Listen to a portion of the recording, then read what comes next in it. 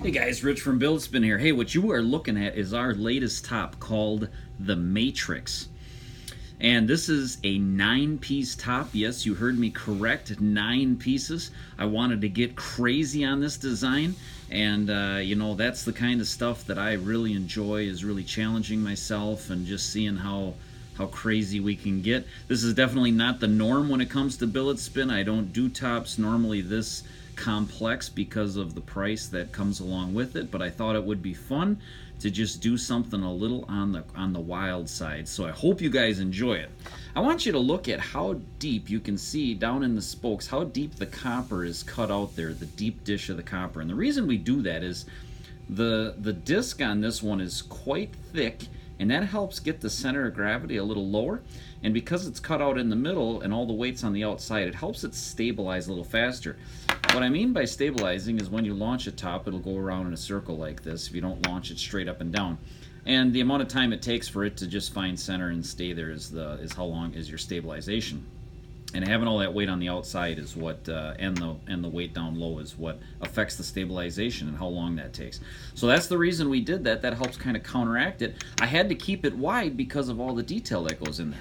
So let's get right into the design itself. Let's start at the top and work our way down. Get rid of that. We got a 5-point star on the top of the stem, and we hand align that to the spokes of the outer collar here. We have a really nice grip. Nothing that's going to draw blood or tear off skin, but it's got some radius humps here that kind of go along with the design of the outer collar there. And then we have each one of these little serrations is milled with an end mill. So it rotates, mills it, rotates, mills it, rotates, mills it. It's not a knurled pattern. I also want you to look at this. This is something totally unique. This is it looks kind of like barbed wire in there. It's got a little bit of what we call a helix to it, a little twist. And I think that's a really cool effect there. You can see how a nice radius of the stem matches up perfect with that outer collar. You can see the 5-point spoke pattern, kind of like a rim of a car. And I wanted to make it so there was a lot of open areas so you could see down inside of that inner disc in there. You got a really cool kind of a little accent notch cut out in here. And then you've got some really nice chamfers that go around the whole milling pattern here. So pretty cool, I think. Definitely right up my alley. As we turn it sideways, this is where it gets really interesting and different than any other top that I've ever done. You can see these stainless steel dowel pins, and there's 5 of those. And you can also see the gap. There's a 40 thousandths gap here between the 2 outer collars, and that allows you to see the beautiful copper inner disc there. So I thought that's really cool, and that really pops when it spins if you look at it, you know, from the side. On the bottom, this is something unique. Never done a milled bottom to this extent, not even close. And you might say to yourself, Rich, isn't that kind of pointless? The top spins this way, we can't even see it. Well, here's the deal. I wanted this top to be amazing from top to bottom. I wanted it to have cool design features the whole way through. The patterns also line up, by the way. The spoke patterns line up. But anyways, yeah, you know, part of half the fun for me anyway is just looking at the top and looking at the machining that goes into it and the assembly and all that. And when it's not spinning, you know, I love spinning them, but I love the craftsmanship that goes into these tops. So anyway, so I wanted to show you that. You can see the inner disc from this side. It's a little different pattern, and it's not quite as deep compared to the back side. Much deeper on that side to get that center of gravity down lower. You can also see the hash marks or the tread marks here. You can see how they're diagonally in line with one another, and that's what those stainless steel pins do, is they align those so that everything is lined up, the patterns are lined up. And then we have the step pin, tungsten carbide ball. This is a stainless copper stainless. We got 1.2 inches across in diameter here. So that's a little tour of the matrix itself. Now, you're saying to yourself, 9 pieces, Rich. Let's talk about those. I want to see those. Well, here you go. Here are 5 of them, and these are just regular stainless steel dowel pins.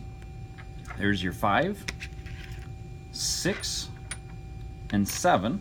These 2 collars are identical, no different. 8 and 9. And we have a ball there, that would be 10, but in the top world we don't count that ball. So that's what they all are. Now, I'll tell you what, before we start breaking down each one of these pieces, how about we show you the assembly itself? I know some of you are interested in that. So let's get these out of the way. And we have to put those into one of these outer collars. So I just happen to have one already set that's got it. Now what we're going to do, hopefully I can do this with one hand, we're going to set the Timascus piece there into the first outer collar. This outer collar goes on and we rotate it to fit into the pins there. Okay, and now what we do is the stem has to go in from the correct side and the stem fits. Now there it is, there's the whole assembly. Now what we have to do is hand align the this together. And some of you might ask, well, how does it all stay together? Well, that's kind of a trade secret, something that I don't divulge, but it does. Once they're together, they're together. So anyway, let's talk about some of the difficulties of the making of this top. And this is, well, there's a couple things. Let's take this back apart here. These tolerances on everything are so tight. In order to put all these 9 pieces together and it doesn't wobble, you have to hold these tolerances just insanely tight, and that's not an easy thing to do. But this outer collar is definitely the thing that makes it the hardest. This is a stainless steel outer collar, and that's what the majority of these are probably going to use.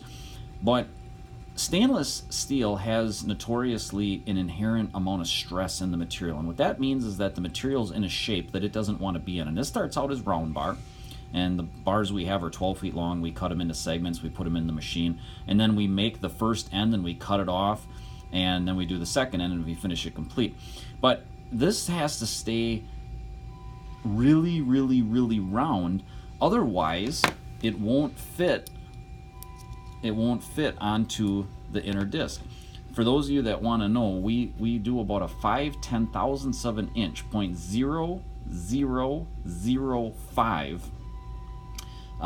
That's the tolerance that we hold on the diameter that the inner disc rides in, and then we hold a 2/10,000ths of an inch tolerance on the OD of that, and that's not easy to do, especially when you get into stuff that's this thin. So, and then you have the holes milled in there or drilled in there, and then you got all this milling, and so this thing just wants to go out around. It wants to warp. It doesn't want to stay flat, and so you have to get real creative on how you machine this in order to keep it that way. And then you have to hold an extremely tight tolerance on the hole, you have to hold an extremely tight tolerance on the stem, and you have to hold a tight tolerance where the ball goes in. So yeah, this is not an easy this is not an easy one to make by any stretch of the imagination. But you know what? When you look at the end results, I think it's worth it. And so I'm really happy we're getting it down. The problem with having this many operations, and I'll just kind of go through it. The outer collars, they have 2 operations. So you have to set up the machine, run it on the first end. Then you have to set up a second machine to run it on the second end. So there's two operations. Guess what? On the inner disc, first operation, set up a machine, run it on the first operation, set up a machine, run it on the second operation. Stem, set up a machine, run it on the first operation, set up a machine, run it on the second operation. So that's 6 operations total. So if you were to make all these components simultaneously, you would need 6 different CNC machines running it simultaneously to make one complete top. Now we have 4 machines that are running this, so that means that we have to run a bunch of them, we have to break off, set up on the different operation, break off, go back on the prior operation, break off, go on to the second end of one of the other components. So there's a lot of messing around there, but that's just all part of it, and we are adding equipment here to make stuff like this. But like I said, this is not the norm. This is definitely far more complex than what you normally see from Billet Spin. But I like to mix it up again. Mix it up a little bit, and I know the price points are higher on this one, and it's just to accommodate all the different machining that goes into this. But anyways, and then when you have the exotics, these have to be polished, they have to be cleaned, they have to be flamed, they have to be re-cleaned, and then assembled. and a lot of these materials are just not real easy to work with. So there's a little bit about the assembly. I hope you guys enjoyed that. Let's showcase some different ones. These are the standards. Now there's going to be about 20 different variations of the standards. One thing that's cool about a 4-piece top is it allows us to get real creative with material patterns. Now the pins that are inside here, they're all stainless steel. Every one of them is going to be stainless. We might do a surprise one at the end that uses some titanium, but you know that they're so small in there.